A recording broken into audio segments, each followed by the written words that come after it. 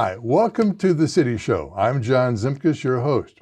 We've got a busy day today. Our first guest is Adam Matthews, who is our Ohio representative from the 56th District, which covers Lebanon. Welcome, Adam. Thank you so much, John, for having me on. Yeah.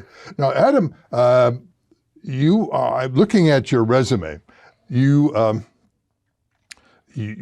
been the vice mayor of Lebanon. Yes, you have been a city councilman. Yes, sir. You've also been you are an attorney, but you also have been a civilian engineer for a naval nuclear program. Yes, sir. Which is tougher, being a nuclear engineer or government in Columbus? The subject matter for doing nuclear engineering is almost literally rocket science, so that's very difficult. But when you're doing that type of engineering work in service of the government, service of the defense contractors, at least everyone's rowing the same direction. So it is definitely a different game when you're up there in Columbus trying to get these 99 pieces in the House and 33 in the Senate to agree on really anything on how we can best serve Ohio. Well, now, despite all those jobs you've had in the past and currently have, you're here for a totally different reason. Yes, sir. You are still currently a member of the Lebanon Area Chamber of Commerce. And you want to talk about our Independence Day celebration. Yes, sir. And when's that going to be? Sure. Lebanon starts off the Independence Day celebration on July 3rd. We have it on the 3rd of July every year at 4 p.m. going through downtown Lebanon. And it's a great small event, and we really are excited for many people to join us, either walking and being part of the parade or observing it. Now, the parade begins at 4, as you said. What's the route of this parade? The route starts up near Berry Elementary, goes south from Broadway Barrel House and on down. It turns eastward and goes around the Warren Street, goes south down to Main, over right in front of the Lebanon Library, and turns back up and returns back to Berry. Mm-hmm. Now, do you have a lot of different entries into for the parade? We do. We're blessed again to have dozens of entries here. Some of our key entries are the Lebanon Marching Band, the Lebanon cheerleaders, and then we have many 4-H groups that are in there. I believe we'll have some scouts, and then we'll have just families, members and citizens of Lebanon that come in, pull their kids in their strollers and wagons, waving flags and having a great day. Yeah. Now, the 4th of July parade, the Independence Day parade, has been part of Lebanon's history for many years. I remember when I first moved to the area, we're talking the 1970s, one of the more popular floats was a number of gentlemen reenacting the flag raising at Iwo Jima. So they're holding the flag and what have you, and it's a fun time to celebrate, to have people decorating. They used to have people out of, they still have their bicycles as part of the parade and what have you. Yep. Now, the celebration doesn't stop with the parade. Correct. And what happens next? After the parade, you will be having put on by the city a great festival going on at Colonial Park, right further up on Broadway. It'll have music. I need to check to see what the musical acts are, but we'll have music, we'll have events and vendors, as well as fireworks to close off the night, and you'll be able to see them really all over the city. Mm-hmm. Now, where in Colonial Park? It's Colonial Park West, isn't it? Correct. Where are the stage for the performers and other things? Sure. The stage for the performers at Colonial Park West is down at the bottom of the hill, so you'll be able to use the entirety of that grassy grade down to enjoy everything there. You can park along the street or downtown and walk right in, and it's a great family-friendly event. I understand it's called, is this Light Up Lebanon? Yes, sir. Okay. Now, the fireworks are by the Rosie, am I pronouncing it right? Yep. Rosie Famous Fireworks. Rosie Famous Fireworks, the same ones that WEBN and others, the Cincinnati Reds and others put on. It's the best fireworks in Ohio, and I'd venture even further than that. Okay. So they're the ones who do that fantastic Labor Day event. Yes. Oh, great. And that's at 10 o'clock, right? Yes, sir. Now, and you say you can probably see the fireworks almost any place in town. Yep, they're going up really high. They'll be coming off from behind Colonial Park in a nice, safe location, but you can see them from many parking lots from downtown. I remember walking up walking up the street on Armstrong with the hiker biker path there and seeing the fireworks going off right after we put our kids down. It's really great to have that type of shared community experience of those fireworks. Oh, that's fantastic. Well, now, anything else we should know about Independence Day? We're really excited. It's the longest running Independence Day parade in the county. And since 2020, we've had either the sheriff or the chief deputy read the Declaration of Independence right there on Broadway Street to help ring in why we're celebrating this great document that enshrines our liberty. Oh, that's great. The chief deputy, Barry Riley. Yes, sir. Former student of mine. Oh, really? Yes. He's great. Great. He is great. I really like Barry. Yeah. Now, anything going on in Columbus we should be aware of? We're working through the budget right now. We've been doing large things for the infrastructure. I'd been working on House Bill 1, which did a lot with the income tax and worked towards simplifying and cutting our state income tax. And a large percentage of that has gotten into the final budget. And we're seeing what we can do to help our education system as well as our businesses, our families to continue to thrive. And the budget should be done by the end of June. Now, on the national level, we hear a lot about replacing or making help with the Brent Spence Bridge. Yes. Is the state involved with that, or is that strictly federal? No, the federal dollars came through and passed through as part of our state transportation budget.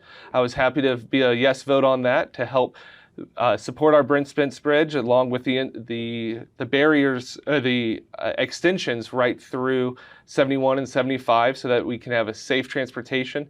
3% of the United States' entire GDP goes through the Brent Spence Bridge, and to have that come through the greater Cincinnati area is huge, and we need to support that. Yes. No, we always hear about the bridge. Yes. But are there other places in Ohio that need help? Sure. I know we're here in Lebanon, Ohio 63. We've already seen the poles be extended for an expansion there. We're working on making sure that there's state money continuing there. Right now, we are in a dogfight with Charlotte in North Carolina. They're trying to pull the Western Southern Tennis Tournament that way. And so we're doing everything we can to keep the Western Southern Tennis Tournament there, to make it a 2-week tournament for the U.S. Tennis ATP, and make it as well as a community center that we can have open to the public instead of just having it open for the 5 days for the tennis tournament. Yeah. Well, what we have is a great location, and I can't think of any place that would be better. I mean, right. With everything surrounding it. Well, Adam, thanks so much for being on the City Show, and best of luck in Columbus. And please come and join us on Independence Day celebration on July 3rd and be part of the parade and join the parade and enjoy the fireworks. Okay, we'll be back in a little bit.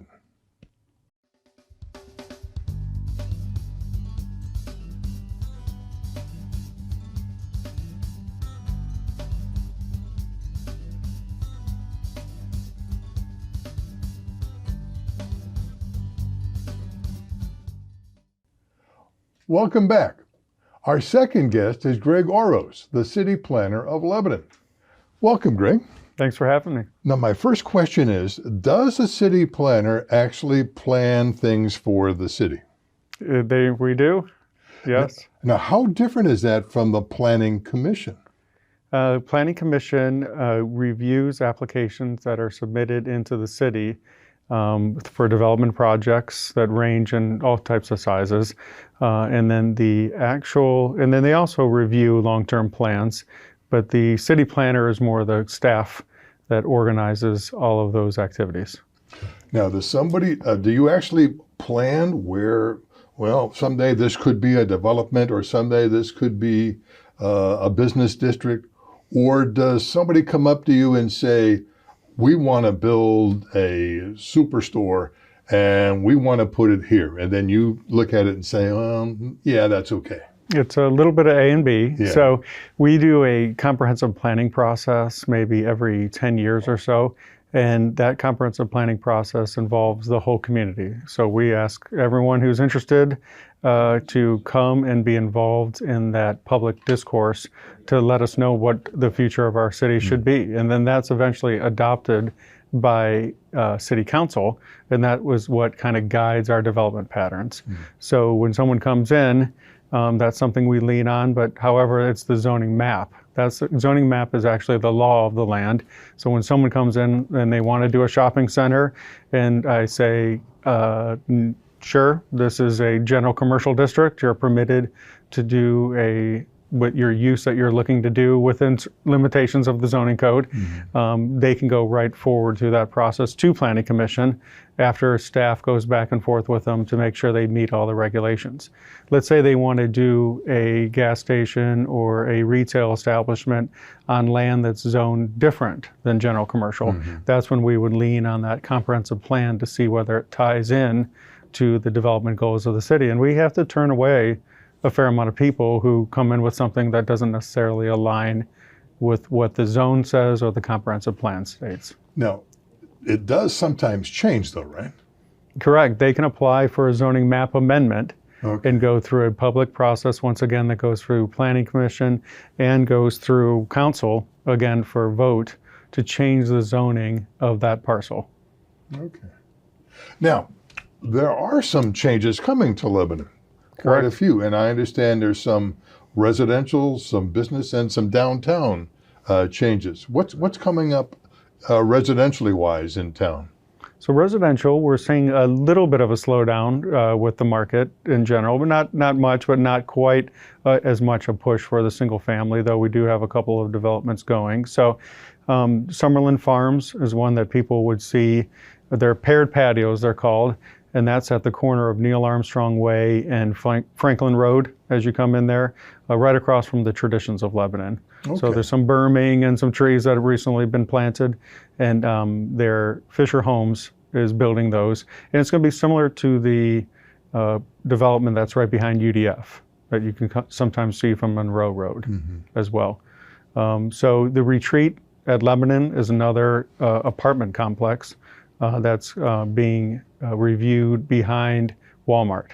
So it would actually be 17 buildings, including the pool house. So 16 apartment buildings for 248 units total. And that would be, like I said, Walmart's drive would be continued past Walmart, and that's where that would be located. Today, you turn to get to Walmart, the Goodwill is on the right, Walmart's parking's on the left. Do we continue to go straight and that's where it would be? Yeah, continue to go straight. Where Walmart Road dead ends, pretty much into that field, that's where it would go. The good part about that one is it's a nice looking development overall. We visited other projects that they've done. And then they also are saving 10 acres of green space. It kind of drops down that valley there a little bit into a creek, and they're saving the 10 acres around that creek. Would there be the one access to it? One access currently, and then you'd still leave when you come out Walmart Drive to Gentown Drive, which is the one light, but the city has now done a study about potentially changing the lower light there that's only the right turn in and right turn out into another signalized intersection. But there's still a little work that needs to be done on that. It is currently wooded and vacant. Is it part of the city, or was it annexed? That is part of the city. So that area was annexed when Walmart came into the city. So there was Walmart, and then kind of the surrounding, maybe additional 60 acres or so, right around that area that was annexed. If everything works out, when do you see that being totally developed? Construction could potentially begin on that later this year for that project. So that's one that receives a map amendment process for a PUD for that site. It was residential, and they got a PUD to do the multifamily development. So they probably could get going by the tail end of this year. Now, there's another residential one called Cedar Wood. Yeah, Cedar Woods. Yep. And where's that going to be? Cedar Woods is at Lake Bluff Drive, which is in the Cedar Woods subdivision, which is kind of just off Hart Road, but there's not an access out to Hart Road from that side, but that's where you can see it from a major arterial road. So right now, Lake Bluff Court dead ends into just an open field.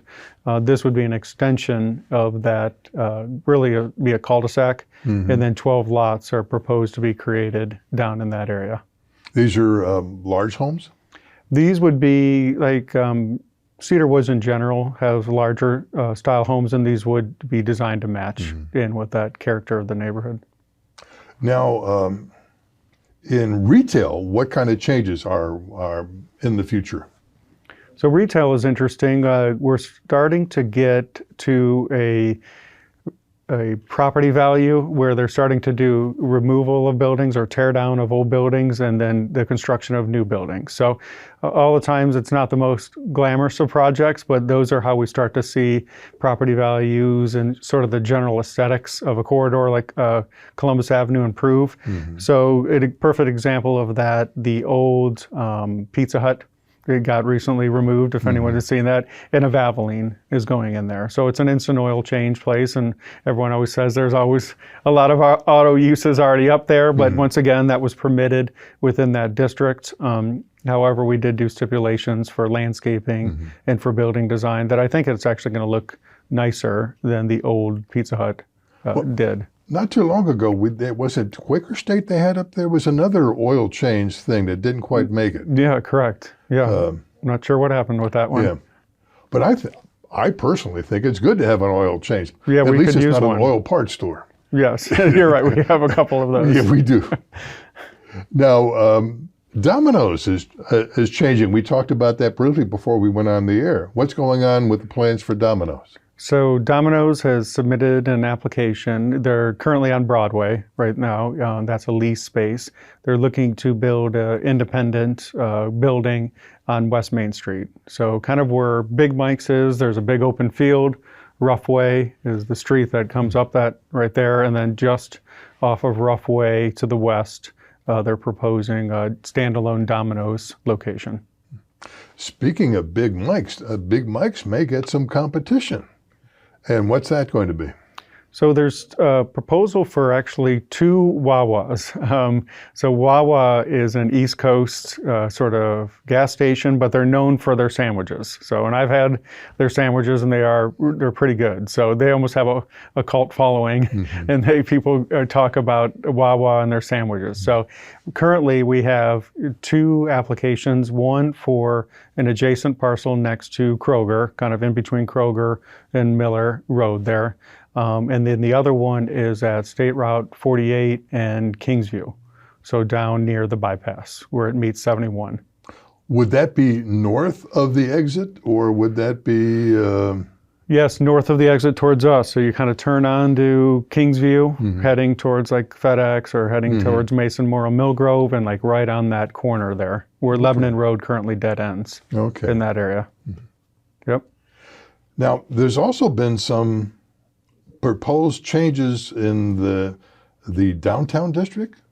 A deli, was it Brandy's Deli? Yeah, so there's actually quite a few new shops and new activity that's going on downtown. So Brandt's, obviously the hardware store that we all know, the hardware store portion is still there, but they've renovated this corner portion and it's a deli. And then right next to the deli is a little market. So they did a nice job inside. The deli sandwiches are good, and then they have ice cream there. And then there is a little market part that does have like all types of different stuff, including like refrigerated stuff. So milk and almond milk and all of that kind of stuff. I'm going to have to check that out. Yeah, it's a neat little setting. They did and you can see the activity out there. They've got kind of the yellow benches and yellow planters. We also have a couple of different things on Mulberry that have opened. So Bailey Lane is a clothing store that was open during the festival over the weekend, the Music Fest. We were down there and kind of visited. Moldy Cheese, which is an interesting name, but it's a vintage marketplace. They have some kind of neat antique stuff. And then Aero Adventure, which is an outdoor equipment place, is also opened in the former Roll-On Inn space and location. So Okay. Now, are these all on Mulberry? yeah, that's just on Mulberry. So the other one, the mandolin store, has kind of opened up, I think, behind Curb and Cloth through a rear entrance. He sells mandolins there. There's also Formal Society is another one that's open downtown, and we obviously know Lebanon Brewing has been open for a while and is pretty well attended by different folks. Catch a Fire is now officially open there, and then Mi Cozumel is working on their interior open space there, and should be done hopefully closer to the fall, I think, at this rate. Well, it sounds like it'd be worthwhile just to walk around downtown Lebanon and see what's going on. That's new. I mean, Yeah, absolutely. I think the downtown has gotten better and better. It's always been nice, don't get me wrong, but I think it's gotten even more lively within the last couple years. Check out the butterfly sculpture that is down by the train station in our Cedar City Park. It's kind of a neat addition down in that area. okay, that's fantastic. Well, thank you very much, Greg. Yeah, thanks for having me. We'll have you back again sometime. Okay, sounds good. We'll be back in just a moment.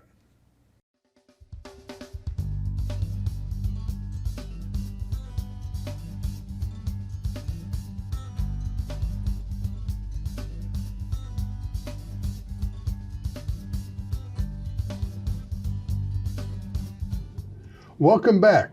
Our next guest is Monique Campbell, Community Relations Director of Traditions of Lebanon. Welcome, Monique. Thank you. Now, where is Traditions, and how long has Traditions of Lebanon been with us here in Lebanon? So it is on Neil Armstrong Way, and we have been open just a little over a year. And what does Traditions of Lebanon do? What does it provide? It provides independent living, assisted living, and memory care. So we have villas out in our independent living that are 2-bedroom, 2-bath, and have a 1-car attached garage. We have a beautiful clubhouse that the independent living residents can use. It has a workout room and a game room.